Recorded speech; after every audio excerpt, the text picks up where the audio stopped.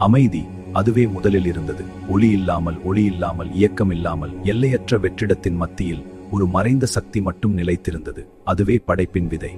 அந்த அமைதியின் ஆழத்தில் ஒரு சிறிய ஒளித்துளி தோன்றியது. அது சாதாரண ஒளி அல்ல, அது பிரபஞ்சத்தின் முதல் மூச்சு, இருளின் மத்தியில் பிறந்த நித்தியத்தின் முதல் அதிர்வு. அந்த ஒளி விரிந்து அளவில்லா சக்தியாக மாறியது. அதிலிருந்து பிறந்தன நட்சத்திரங்கள், விண்மீன் மண்டலங்கள், அண்டங்கள். இருளுக்குள் உயிர் புகுந்தது. அந்த சக்தியின் மையத்தில் மகாவிஷ்ணு இருந்தார். அவரிடமிருந்து பிறந்தது சமநிலை. அவரது சிந்தனையிலிருந்து உருவானது ஒழுங்கு. அவரது அமைதியில் படைப்பின் சட்டங்கள் மறைந்திருந்தன. பின்னர் 5 சக்திகள் தோன்றின: நிலம், நீர், அக்னி, காற்று, ஆகாயம். இவை ஒன்றோடொன்று இணைந்து உலகங்களின் வடிவத்தை உருவாக்கின. இந்த 5 சக்திகளில் இருந்து பரந்தன உலகங்கள். காணக்கூடிய உலகங்கள், காண முடியாத உலகங்கள். ஒவ்வொன்றும் ஒரு நோக்கத்துடன், ஒரு சட்டத்துடன், ஒரு பயணத்துடன். பின் உயிர் தோன்றியது.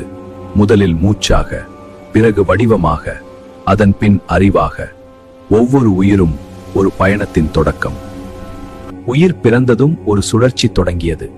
பிறப்பு, வளர்ச்சி, அனுபவம், மரணம், மறுபிறப்பு. இந்த சுழற்சியே சம்சாரம். கருடன் புரிந்து கொண்டான். மரணம் தனித்த நிகழ்வு அல்ல, அது படைப்பு ஒரு பகுதி. ஒரு முடிவு போல தோன்றினாலும் அது இன்னொரு தொடக்கம்.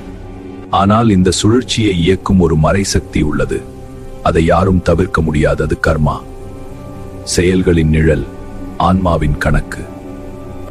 ஒவ்வொரு சிந்தனையும், ஒவ்வொரு சொல்லும், ஒவ்வொரு செயலும் பிரபஞ்சத்தில் ஒரு அலை உருவாக்குகிறது. அந்த அலை ஒரு நாள் திரும்பி வரும். படைப்பை அறிந்தாய் கருடா, இப்போது அதை இயக்கும் விதியை அறிய வேண்டும். அடுத்த பகுதியில் கர்மாவின் ரகசியம் வெளிப்படும். அடுத்த அத்தியாயம்: கர்மா, விதியின் மறைந்த சட்டம்.